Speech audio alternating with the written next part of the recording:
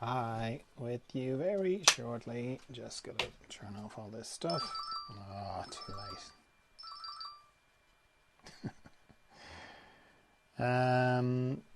Bit of light. Now, just bear with me one moment while I get sorted.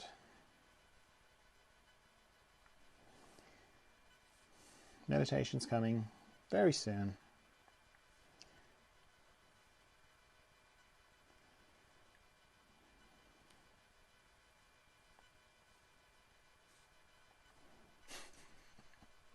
Oh, okay, that looks good.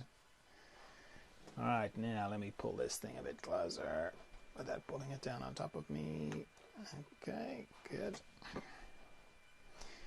Now, if you are watching on Facebook, I'm going to have to turn you off and then turn you on again. I'll be back 2 seconds. I have to just break that stream. If you're on Instagram and you want to do these meditations with me every Monday, Wednesday and Friday, probably better to go onto YouTube. Same if you're on Facebook. Probably better, well, I just turned you off on Facebook tonight. Probably better to go onto YouTube because you'll get a notification rather than having to wait. I do aim to be around this time, same time on those days, but you know, life happens. Oh God. Meditation's coming any minute. Okay, now gotta turn that Facebook people back on again. I was looking at Facebook going, why isn't nobody there? All right, very soon. So, how are you? Finally, how are you? You going well? Weekend go well? Day going well? Monday? I hope it's going well. It's totally fine if it's not. Difficult times, we're living in difficult times, so it's fine if you're not having a good day, but I hope you are having a good day. We're going to do a bit of meditation now. This isn't a class, it's just a chance to meditate together. I meditate throughout the day anyway. This is just the one I do online. And these ones that I do online are part of the further emergence work that I do. And I'll explain all about further emergence at the end. I'll explain all about that at the end. But for now, if you are used to meditating, if you've got a meditation practice, if you're experienced, that's brilliant. Can you hang on for a minute while I explain what I do, just for the benefit of people who are new to meditation? There's lots of different styles of meditation. This is just what I do. For me, it starts with why I would meditate. I'm trying to connect with the part of me that I connect to every night when I go to sleep. Not the dreaming bit, the bit after dreaming.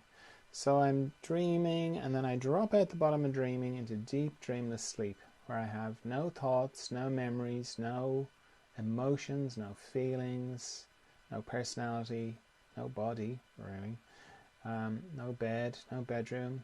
I don't even have me. I sort of cease to exist, certainly in the way that I normally register my existence. Which, you know, if I was explaining that to somebody who'd never been asleep, they'd say, well, that sounds terrible, that sounds like death. Why do you want to go there? But the thing is, I love going to sleep, and when I wake up I feel refreshed. So there's some part of me knows that wherever I go to when I am in deep dreamless sleep, it's a good place, and that's where I want to go to when I meditate. I just want to do it consciously. So straight away, if you're new to meditation, don't try this lying down, because chances are you're going to fall asleep. And if you don't fall asleep, chances are you'll battle sleep. And if you know, both of those are very contrary to what you're trying to do with meditation. So I'd encourage you to sit up. You don't have to sit in a lotus position or anything like that, not unless you're comfortable sitting in a lotus position. I'm just sitting in a chair, and if you're going to sit in a chair, make sure it's not a big comfortable armchair, because then you'll just be into the falling asleep side of things again. So yeah, slightly uncomfortable chair. As I said, in this place there's no thoughts, so it's somewhere that my mind can't get to. And it sort of feels like my mind has to wait outside the door while I go into this place. So in order to help that to happen, I have to make a sort of arrangement with my mind where I basically say to my mind, can you just not think for the next 15 minutes because I want to meditate? And at this stage, my mind is on board for the idea. It's like, yeah, okay, fine, meditation, whatever. If this is the first time you're ever meditating, your mind will be on board because minds like new things. So that's not going to be an issue. It only becomes an issue if you're trying to meditate regularly. And if you're having trouble with that, you can leave a question in the comments, and I'll talk about it at the end. Okay. But for now, just say that it's important to have your mind on board. So my mind is on board. Good. Next thing, stop thinking. Now, stopping thinking is not that hard. It's not that hard to stop thinking. And the difficulty is in maintaining that. Because regardless of what I'm thinking about, which would be the content of my thoughts, the structure of my thoughts is always the same, which is pictures and sound. So if I turn off the pictures and I turn off the sound, that's it. I'm not thinking. And as soon as I do that, I'm into the practice of meditation. Now, the practice of meditation runs parallel with the intention of meditation. So the intention of my meditation is, as I said already, it's to go to this deep, mysterious, profound, still, calm, Zen-like, all those words that are used to describe meditation. That place, that's the intention of my meditation.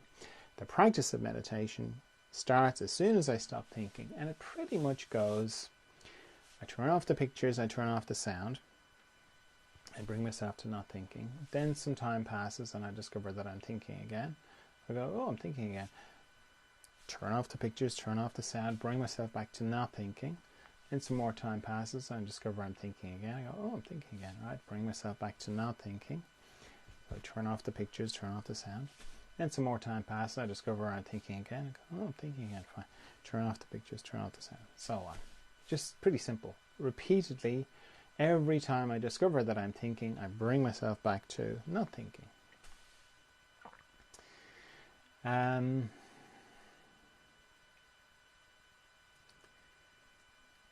Wow, I've done this so many times, I'm lost now. What do we do? Turn off the sound. Okay, so do that. Bring myself back to not thinking. And it's important to know that thinking can happen during meditation because it's easy to get the idea that to meditate correctly, you shouldn't be thinking at all, which isn't the case. These two things, the practice and the intention of meditation, go together. And they do a sort of a dance. So sometimes you'll be very still and deep, and other times you'll be discovering that you're not thinking. And both are powerful in their own way. It's very obviously powerful that when you are very deep and still, you can feel the changes in your body, your nervous system settles down, it's beautiful. It's very powerful when you're discovering that you're not thinking as well. It's just a bit more subtle, and it can be covered with your mind getting involved and getting irritated and frustrated, like, oh no, I'm thinking again, which is crazy because that's just another thought, which can be turned off, So why it's powerful when you discover you're thinking is because if you're like me, the sort of things that you think about are all to do with you. Meaning, I'll be thinking, what did I do that for? What am I going to do about that thing? Why did I say that? Why did that person say that to me? And so on. And let's say I'm in the middle of meditation and I discover that I'm thinking and I'm having one of those kind of thoughts. And I go, oh, all right, thinking, turn off the pictures, turn off the sound, bring myself back to not thinking. Why it's powerful is that indirectly when that happens, what I'm saying to myself or demonstrating to myself is, that thought that you just had, the one that you thought was you and that you were it, well, you just turned it off. You just made it disappear. So you're obviously not that thought. In fact, you're not any of your thoughts. You're something else. That's pretty powerful. And then the fact that you do that repeatedly, that's very powerful as well. So the main thing is not to add to your thinking by thinking that you're not doing very well at meditation. There's no right amount of times that you should be bringing yourself back from thinking. It changes, it varies, it changes day to day and it changes hour to hour. You could meditate in the morning and only have to bring yourself back from thinking a few times, and you could meditate in the afternoon, you might have to bring yourself back from thinking loads of times. is not better than the other. Okay? The golden rule is every time you discover that you're thinking, bring yourself back to not thinking. If you do that, you're doing great. Now, while all that's going on, I'm also letting go of tension in my body. So what I'm doing is I'm scanning my body from my head down to my feet and back up again, very slowly, very gently. Anywhere I find tension, I let it go. And I use my out breath to let it go, because it's natural to just breathe it away. But it's also a good way of reminding myself or bringing my awareness to my breath, because it's quite easy to forget to breathe or to hold your breath during meditation. I know that sounds crazy, doesn't it? But it is. So using my breath, my out breath, to let go of tension is just a nice way of reminding myself of bringing my awareness to my breath, so that I don't do that. Hold my breath. The other thing I'm doing as I'm scanning my body up and down for tension is I'm spending a bit more time on any structures that go across my body, transverse, because mostly my body runs longitudinally, but any structures that go across operate a little bit like a log going across a stream. It picks up the twigs and the branches and the leaves and anything that's coming down the stream. So except in my body, it's not leaves and branches, it's tension. Okay, so I'm spending a little bit more time on my eyes. That's a transverse site. My jaw, my tongue, the base of my neck, my shoulder girdle, all my joints on my shoulders, elbows, wrists, fingers, because all my joints are transverse sites as well. My heart area, my respiratory diaphragm, my intestines, my pelvic floor, my hips, my knees, my ankles and my toes. Having a nice quiet room is very helpful when you're starting out in meditation, because one of the things that triggers thoughts is noise, and as soon as you close your eyes to meditate, your hearing amplifies. So the quieter the room you have, the less disturbance, the easier it'll be for you to meditate. And then the other thing I do to help my mind have less things to think about is I set a timer for how long I'm going to meditate for. So I'm going to set my timer for 15 minutes, but I'd encourage you, if you're new to meditation, to set yours for shorter. Set it for like 5 minutes and repeat that 3 times, because 15 minutes is a long time if you're not used to it. Okay, so timer started, off we go then, into the mystery.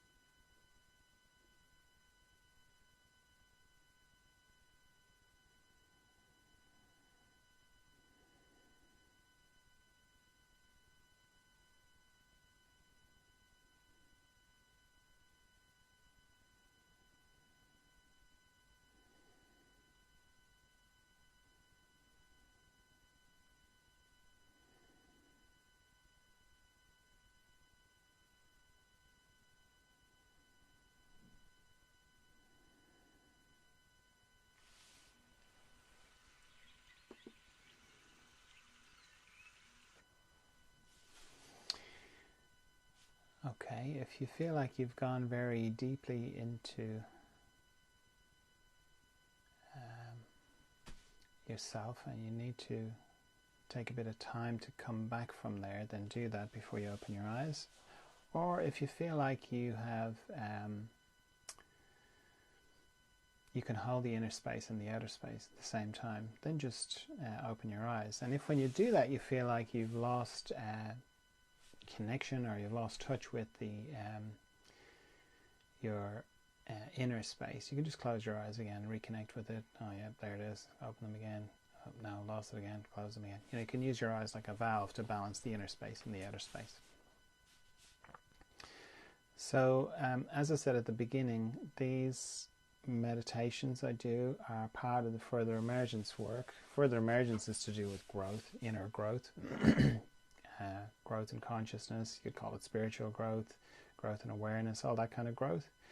Because your body stops growing when when you become an adult, but you keep growing on the inside. That doesn't stop. It keeps going all your whole life. You keep growing and growing. I mean, you only have to think back to who you were 5 years ago, 10 years ago, to see that you grow. You continue to grow. And just like when you were a child, you might have gone through periods of accelerated growth in your body. They're called growth spurts. The same thing happens on the inside. You go through periods where the growth accelerates. And that's what further emergence is about. It's about helping with that. Because when you're a kid and you're going through a growth spurt and you have some growing pains and you go to your parents and say, oh, I've got pains in my legs or my shins or wherever you're having the growing pains, it's not like they rush you to a hospital or anything or bring you to the doctor. They'll just say, oh, that's growing pains, it'll pass, it's natural, it's fine. That's much harder to know when you're 20, 30, 40, 50, when you're going through an inner growth spurt. It's much harder to know, yeah, this is natural, it's just something I'm going through, it'll pass, because you can have inner growing pains as well. So it can be difficult, disorienting, hard time to deal with. So the meditations help, because the more familiar you are with your inner space, the easier it is to navigate these difficult growth spurts.